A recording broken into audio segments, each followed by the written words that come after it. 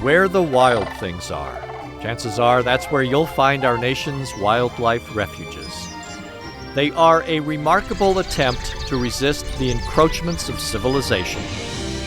Outdoor Idaho explores our state's 6 national wildlife refuges. Funding for Outdoor Idaho is made possible by the Friends of Idaho Public Television, by the Laura Moore Cunningham Foundation, committed to fulfilling the Moore's legacy of helping to build the great state of Idaho, and by the Corporation for Public Broadcasting.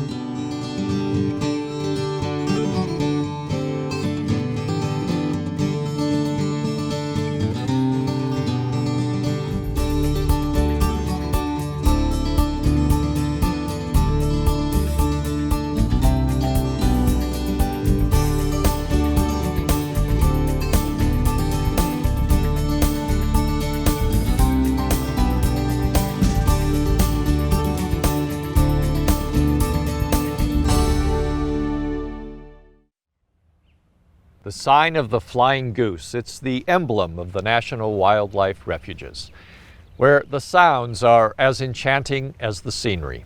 Hi, I'm Bruce Reichert, and welcome to Outdoor Idaho. You know, there are times when we Americans have gone to extraordinary lengths to help wild creatures flourish.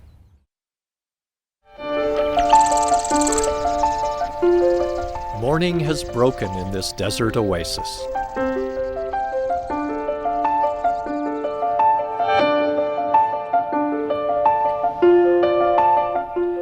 Here it's easy to imagine the world fresh and new and wonderful. What is harder to imagine is that roughly a third of the 800 bird species in the U.S. are endangered, threatened, or in significant decline. It would be much worse, of course, were it not for these refuges. They protect a wild America that was and still is. National Wildlife Refuges are part of a grand success story that dates back more than a century. By 1900, Americans had witnessed the near extinction of the bison, the devastation of the passenger pigeon, and countless wading birds. The world was becoming an uglier place, and Americans sensed that. It took an avid hunter, Theodore Roosevelt, to offer a solution. In his 2 terms as president, TR established dozens of federal wildlife reservations and game preserves. These became the foundation of a conservation system unsurpassed in size and scope in the world. Today, there are 550 national wildlife refuges, one within an hour's drive of every major city. And in Idaho, there are 6 national refuges, and each of them has a story to tell.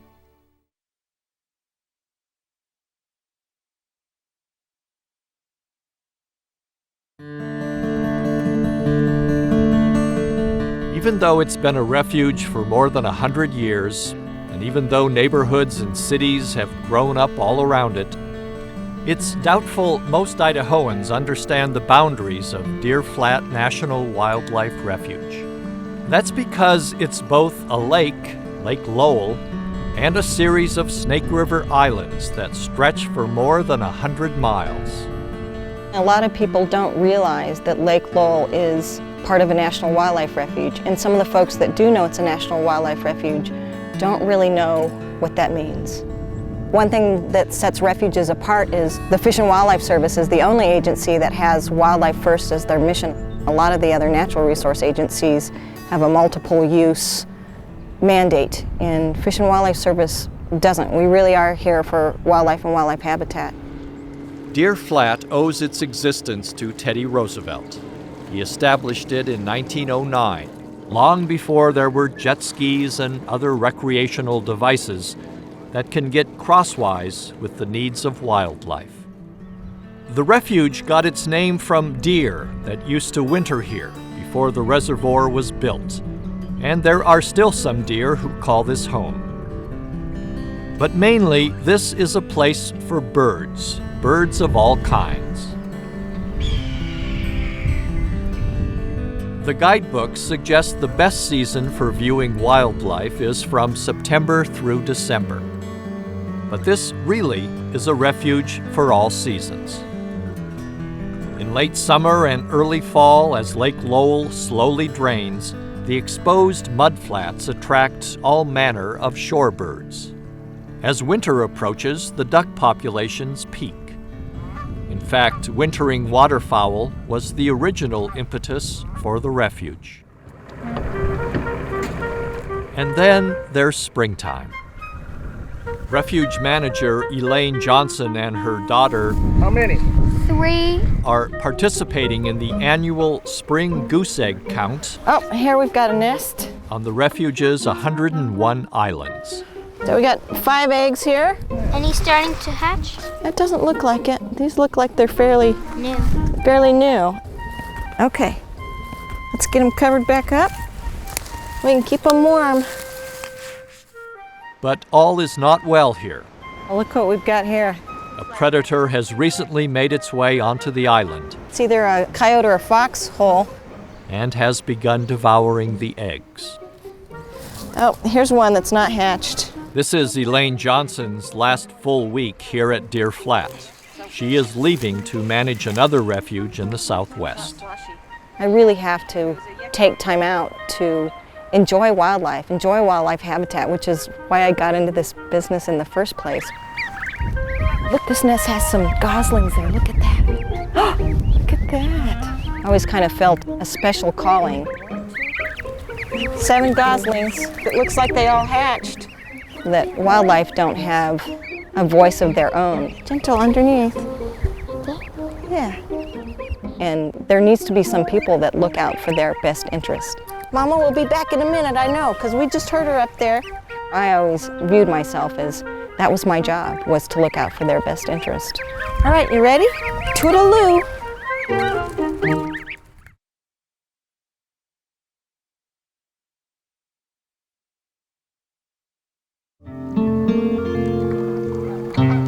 Here at Minidoka National Wildlife Refuge,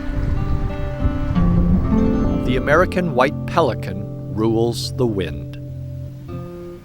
Located near Rupert in south-central Idaho, this refuge is the product of human industry. The construction of the Minidoka Dam and Power Plant in 1904 led to the creation of Lake Walcott State Park. And 5 years later, it was Teddy Roosevelt himself who created Minidoka Refuge around the 80 miles of lake. Much of this refuge is inaccessible or closed to the public, and pelicans are one of the nesting birds to take advantage of this safe haven. For its part, the Bureau of Reclamation takes care to prevent the flooding of their nests. During peak migration, more than 100,000 birds will stop here to rest and, if they could, to thank us.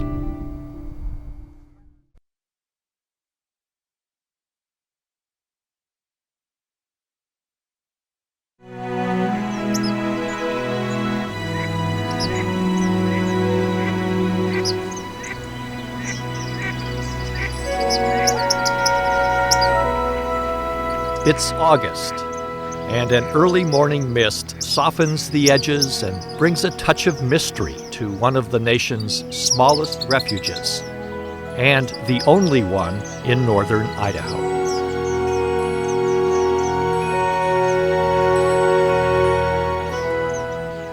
The Kootenai National Wildlife Refuge is 20 miles from the Canadian border and a mere 3,000 acres in size. But what it lacks in size, it more than makes up in a diversity of habitat.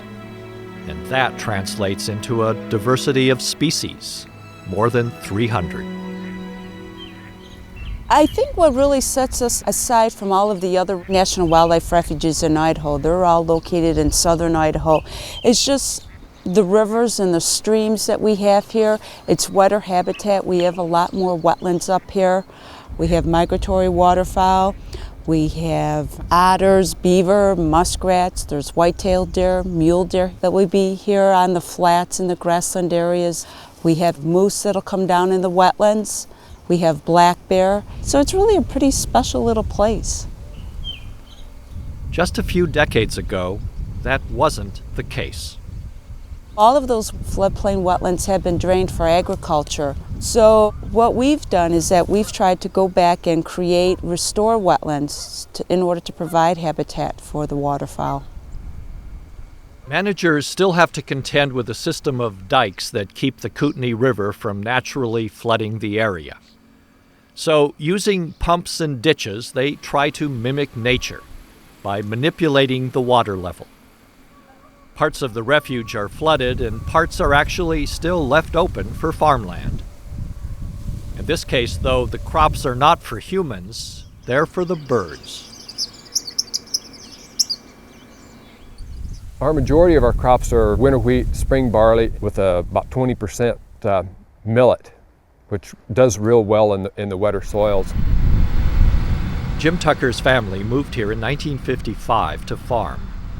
When Congress designated the Kootenai as a refuge in 1964, Tucker's father agreed to sell his land to the government.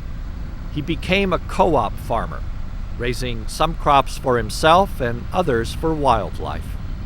Today, with most of their land consolidated into the refuge, his son is now a government employee in charge of the Refuge crop program. I've been farming some of the same land that I farmed with my father, for 25 years. Everything that we raise is left standing. Nothing's done to it, and it's left for the birds to come and forage on. The result? Everywhere you look are different kinds of birds. It's beautiful. It reminds me of what this whole river valley used to look like. And I try to imagine when the skies were blackened with thousands of waterfowl. I mean, I've had glimpses of that doing Christmas bird counts. One Christmas bird count, we counted 10,000 mallards in about a 2-hour period of time. It blew my mind. And I thought, wow, that must have been what it was like here. They're great flyers. He's just gliding right above that field, just kind of looking. Another species enjoys the refuge as well, humans. See where they're flying? I would like to take a tally of all the different license plates of what states people have come from. We have way more visitors than I realized, and it's increasing. It just rejuvenates them. It helps them forget about the worries of the day, and it's just a really nice break, puts them at ease. They're really the little last oasis for wildlife, and for people actually.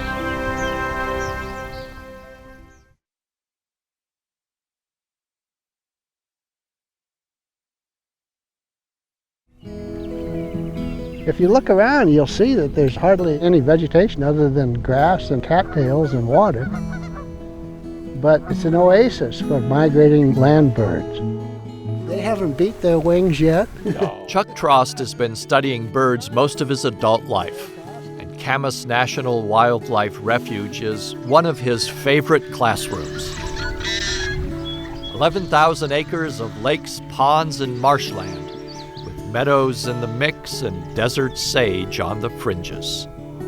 It's a crucial stopover for migratory birds seeking refuge along our nation's flyways. Some of them leave here and they don't touch land until they're in South America. I mean, it's just amazing.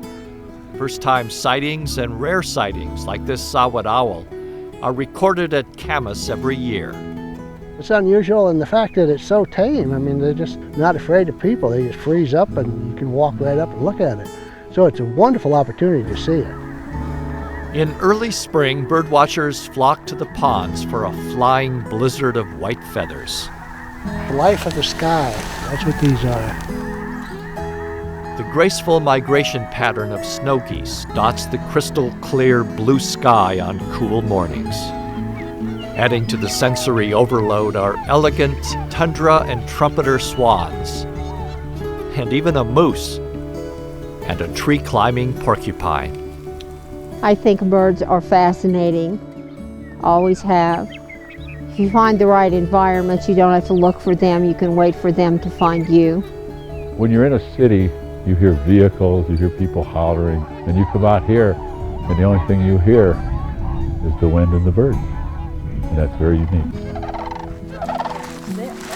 The generosity of volunteers is critical to refuges like Camas. In fact, without folks willing to donate their time, our nation's wildlife system would be in real trouble.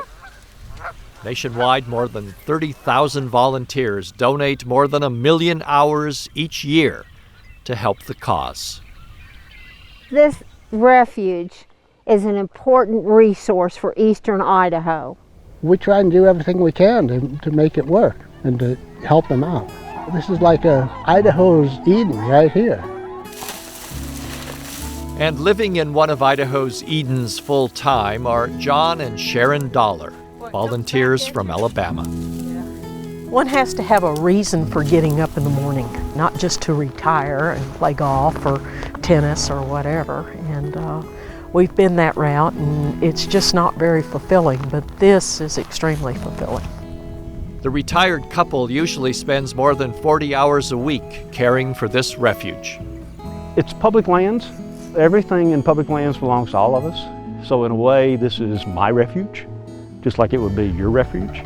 This just happens to be one that in particular, we get to actually do something.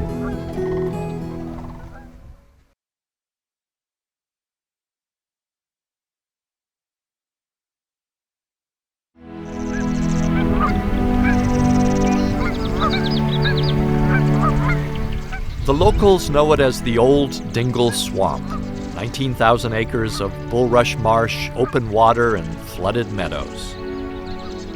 It was once part of a larger prehistoric lake that filled the valley and included Bear Lake proper.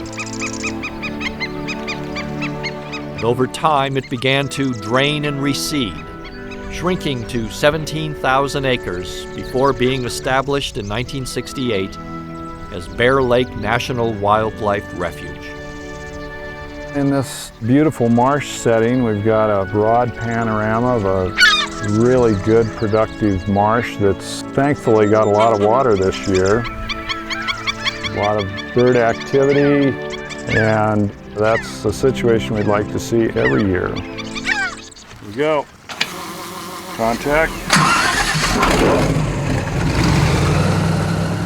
The best way to navigate the shallow waters of Bear Lake Refuge is by boat. Airboat.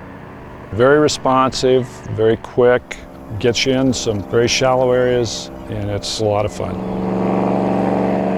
Besides the noise being a disturbance, it's one of the least impacting ways you can come out here. Your tracks tend not to last. There's not a propeller on it to tear things up on the bottom. You need to get your job done quickly. Huge turbines generate electricity at the south end of the refuge, and power company Pacificor gives refuge managers some say in how much water is released and when. All the other units either don't have any water or we don't have any capability of controlling. So this is kind of the jewel of the system if you're looking at a standard waterfowl refuge that you normally think of. Here, the flow is not the problem as much as what lives in the flow.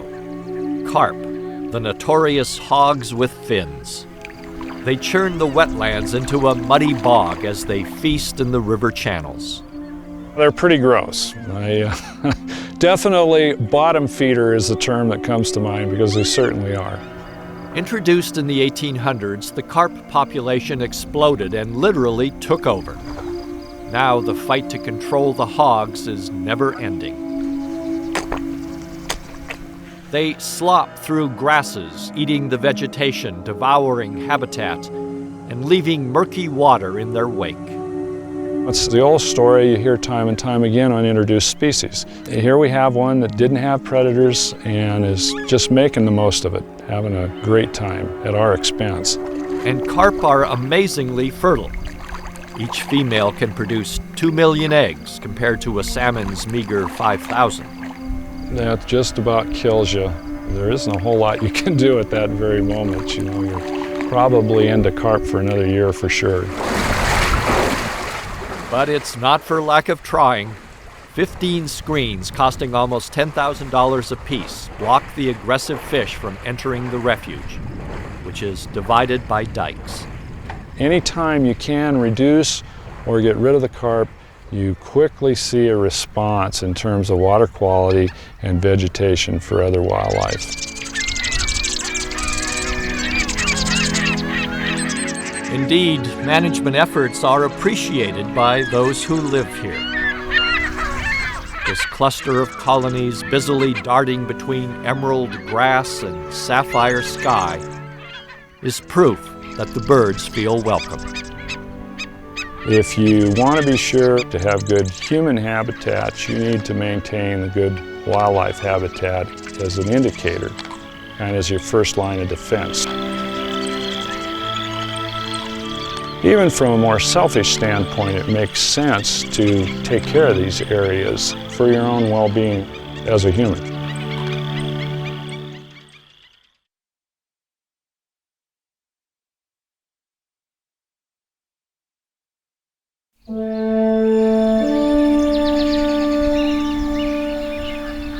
Gray's Lake is visually overwhelming.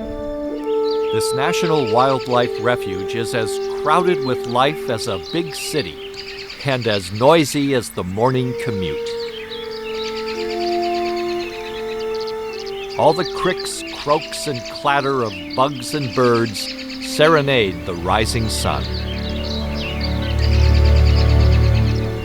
Gray's Lake is actually the largest hard-stem bulrush marsh in North America.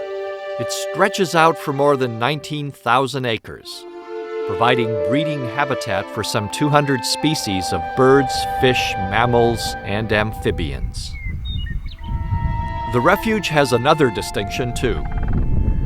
It's home to the largest nesting population of sandhill cranes in the country. They began arriving in April, and they seem to know that even the cattle are watching out for them.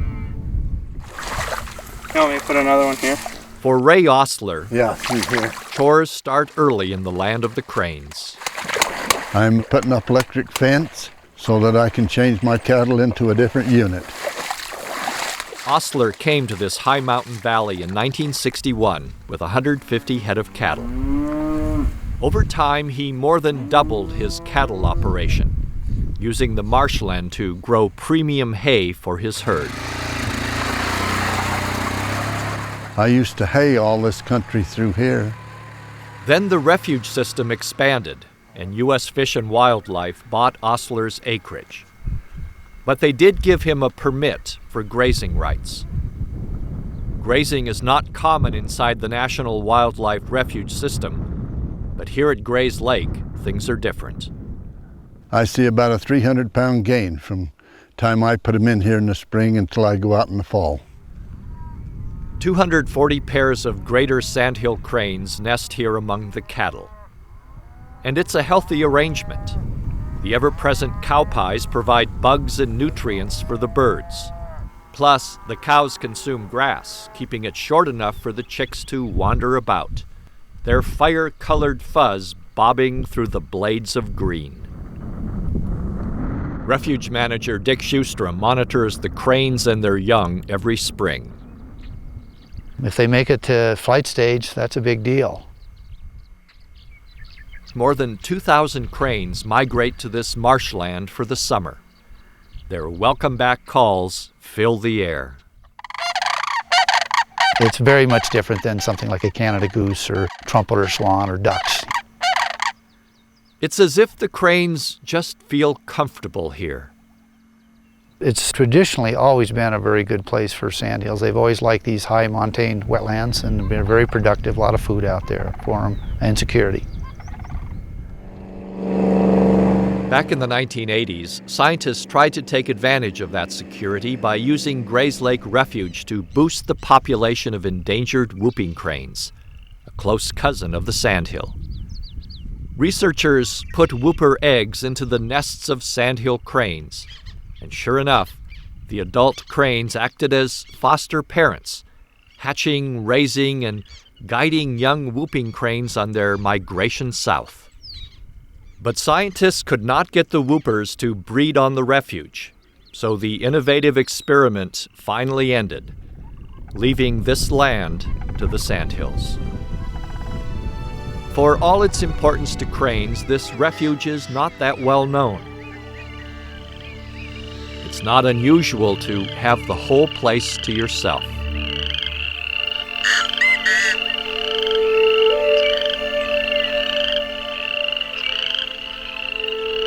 And the symphony at sunset, well, it never seems to disappoint.